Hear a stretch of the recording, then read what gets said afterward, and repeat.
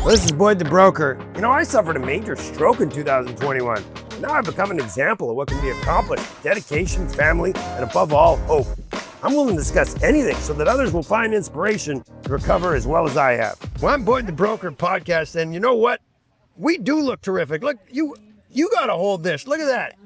So we met for the first time at our friend's house, and we had dinner. And then you actually told me that you dressed the color of your book. And sure enough, she shows up in a beautiful pink fuchsia, whatever that is, and green, or I'm probably colorblind, but this is beautiful. Well, I was wearing this that night, and you told me to wear it again for this, so that's what I did. Tell us about the book, White Mulberry. Yeah, well, I inscribed it, actually. I had a nice conversation with your son. I inscribed it to you and your wife and Kai, because he said his mom really loves historical fiction, and I love historical fiction, so I decided that I'd like to write a book that I hadn't seen on the shelves, and that was the story of my grandmother's lives. It's inspired by the story of my grandmother. So Wow. It's a young girl coming of age during the Japanese occupation of Korea, and it's about her being torn between two worlds and claiming her own identity for herself. She passes as a Japanese woman, even though she's Korean. Wow. So it was hard times, but I wanted people to read about a strong Asian woman living in a time that was patriarchal, that was racist, and she still overcame. And I wanted readers to be able to experience that for themselves, just as I experienced it and was inspired by my grandmother's story. Wow, and it's all in the book. It's all in the book. And you're right, my wife would really enjoy this, because she's the academic.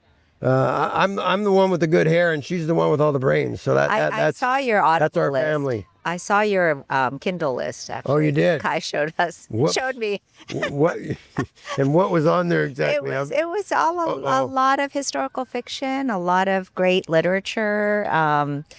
That's what he was showing me, that she enjoys those kinds of books. So I hope she enjoys it. I hope you get a chance to read it. You know, he's incredible. They're both awesome. Now, you said you were doing another book. Am I allowed to talk about that? Yes. I'm doing another book. What color book is that going to be? Red. So Wow. next year I'll come back. The next podcast, iHeartRadio, they're going to love that. You're going to blend in with a background. Yes. I just got some editorial feedback on that one, and so I have a lot of work ahead of me. What's it about? Oh, it's called Red Seal, and it's the sequel to this story, because this book ends when the protagonist is 26 and she lives to 95.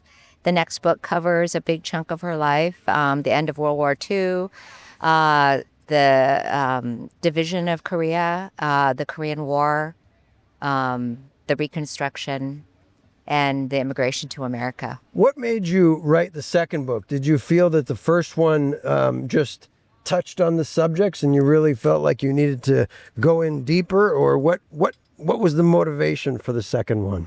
Well, the second Red Seal. Yeah, Red Seal. I hadn't really thought through that one when I sold my first book.